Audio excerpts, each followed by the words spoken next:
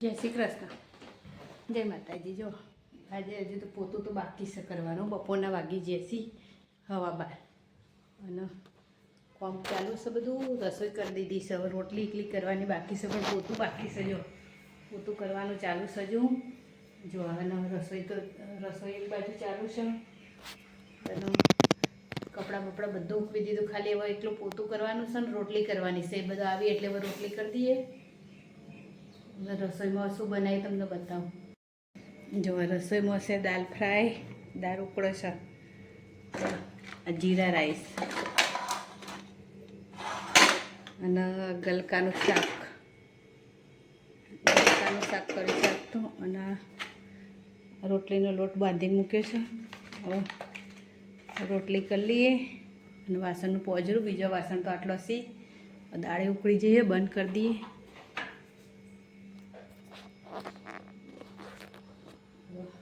ઢોકી દઈએ દાળ. હવે પોતું કરવાનું બાકી છે, પોતું કરી દઈએ. હા, થોડું ઘણું કરીએ એટલી કરી આવશે. પછી રોટલી કરી દઈશું, કારણ કે પોતું એ કરવું તો પડે જ. 12:30 તો કરી જાય. મારે તો રોજનો ટાઈમ થઈ ગયો. હરખું થઈ ગયું. પોતું કરો કે રસોઈ કરો, બધું હરખું જ થાય. પોતું કરીને રસોઈ કરો, રસોઈ કરીને પોતું કરો, હરખું જ થઈ જાય મારે. સારું, ચલો પોતું કરી દઈએ. હેલો ગાઈઝ, કેમ છો? મજામાં ને? હું બનાવવાની છું આજે પંજાબી શાક. જો પંજાબી શાક માટે મેં લઈ લીધું છે, ગ્રેવી બનાવી દીધી છે. આમાં ટામેટા, ડુંગળી, કેપ્સિકમ, પછી સિંગદાણા, તલ, તજ, લવિંગ બધું નાખી અને વઘાર કરી દીધું હતું. વઘાર કરી અને પછી એને ચડાવવા દીધું. પછી ઠંડુ પાડી દીધું છે. ઠંડુ પાડી અને એની ગ્રેવી બનાવી દીધી છે. ચાલો આપણે હવે શાક વઘારીએ. એના માટે આપણે પહેલાં તેલ મૂકીશું. લોહી ગરમ થઈ ગયું છે. આપણે તેલ મૂકી દઈએ. 2 ડોકલી, 1.5 ડોકલી જેવું, 1 આખી ને અડધી એટલું તેલ મૂક્યું છે. હવે આપણે જો ડુંગળી અને કેપ્સિકમ બે સમારી મૂકી દીધું છે. તે એ પહેલાં નાખી દઈએ. લસણ ને એવું તો અંદર ગ્રેવીમાં નાખેલું જ હતું, એટલે લસણ ને એવું તો નહીં નાખવાનું. પણ કેપ્સિકમ અને ડુંગળી બે નાખી દઈએ અંદર.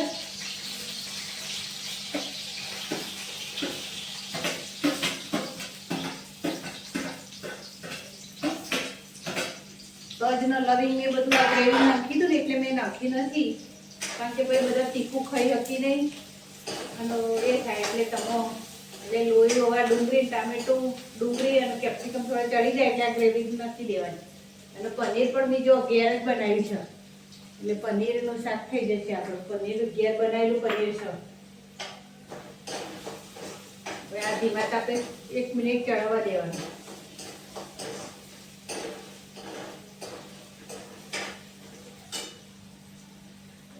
જોડે જોડે જો ભાખરીનો લોટ પણ બાંધી દીધો છે ભાખરી કરવા માટે. જો આપણે ડુંગળી અને કેપ્સિકમ બે ચડી ગયું છે, ગુલાબી કલર જેવું થઈ ગયું છે.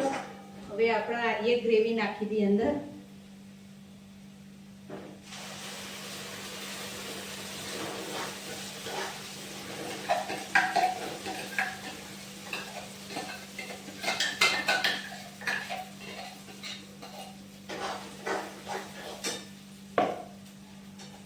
ગ્રેવી નાખી અને હલાવી દઈએ. પછી આપણે મસાલા કરીશું.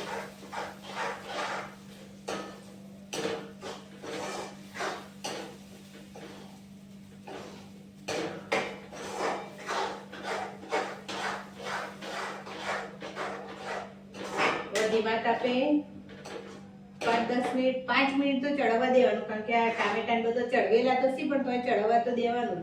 હવે પહેલા આપણે એમાં મસાલા કરી દઈએ. એના માટે પંજાબી મસાલો લીધો છે મેં. 1 ચમચી જેવો પંજાબી મસાલો નાખવાનો, બહુ નહીં નાખવાનો, નકર પછી મજા નહીં આવતી.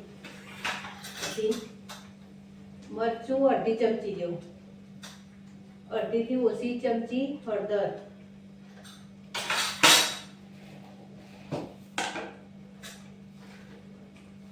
1/2 ચમચી મીઠું, 1/2 થોડું ઉપર નાખીશું. કદાચ મોડું થાય, અમારે બધા મોડું નહીં ખાતા એટલે આમ તો અડધી ચમચી જ આવે પણ હવે આ બધી ગ્રેવી રહી એ ચડવા દેવાની. ચડી જાય એટલે પનીર નાખી દેવાનું. હવે 5 મિનિટ આમ ચડવા દેવાનું છે. ચડી જાય, ગરમી લાગે છે, ચડી જાય એટલે આપણું શાક પછી પનીર નાખવાનું. પહેલા બધું કરી દેવાનું. બધું થઈ ગયું છે. હવે ચડવા મૂકી દેવાનું છે ઢોકી. કારણ કે સોટા ઉડી છે ને પાછા આ પનીરમાં પાછા સોટા ઉડી એટલે એને ઢોકવું એટલે થોડું ઢોકી અને ચડવા દેવાનું છે ધીમા તાપે.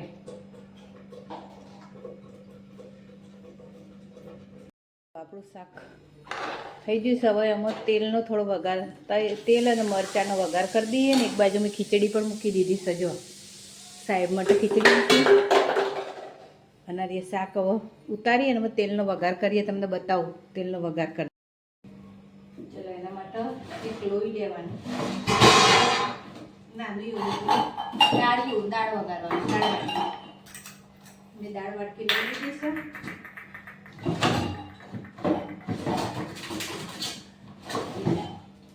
શાક ઉતારી દઈએ નીચે.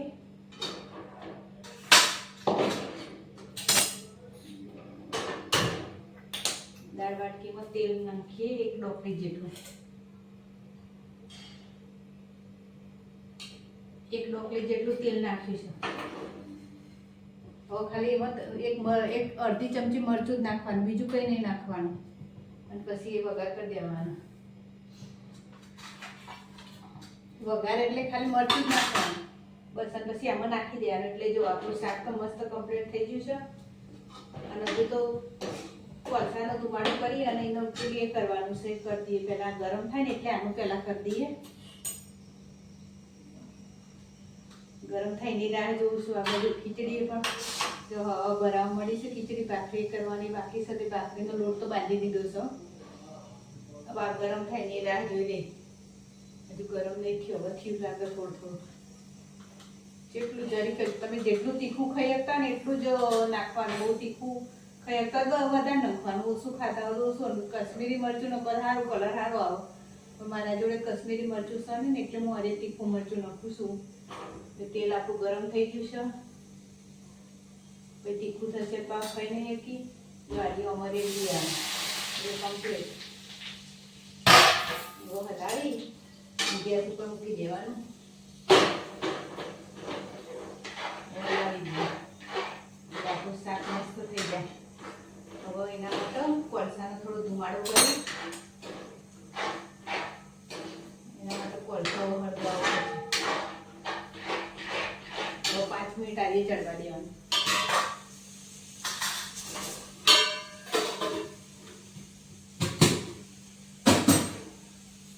થઈ જવા જાય છે શાક. આપણું પનીરનું શાક મસ્ત તૈયાર થઈ જશે. હવે કોલસો થોડું હળગાવીશ. હવે એમાં હે ને થોડું અડધી ચમચી જેટલું ઘી નાખવાનું. એટલે જો ધુમાડો આવે ને એટલે એનું મસ્ત આખા શાકમાં સ્મેલ થઈ જાય સરસ. પછી આપણે છેલ્લે પનીર નાખી દઈશું. થોડો ધુમાડો અંદર જાય ને શાકમાં તો કરી એટલે આપણે ઘી નાખીશું. એક બાજુમાં ખીચડી ચડશે. ઘી નાખી દીધું છે એટલે જો ધુમાડો નીકળે છે ને એ આખા શાકનું આખું મસ્ત કરી દે સુગંધ. એટલે આપણું થઈ ગયું છે શાક. આપણું થઈ ગયું છે. એક બાજુ ખીચડી થઈ ગઈ છે.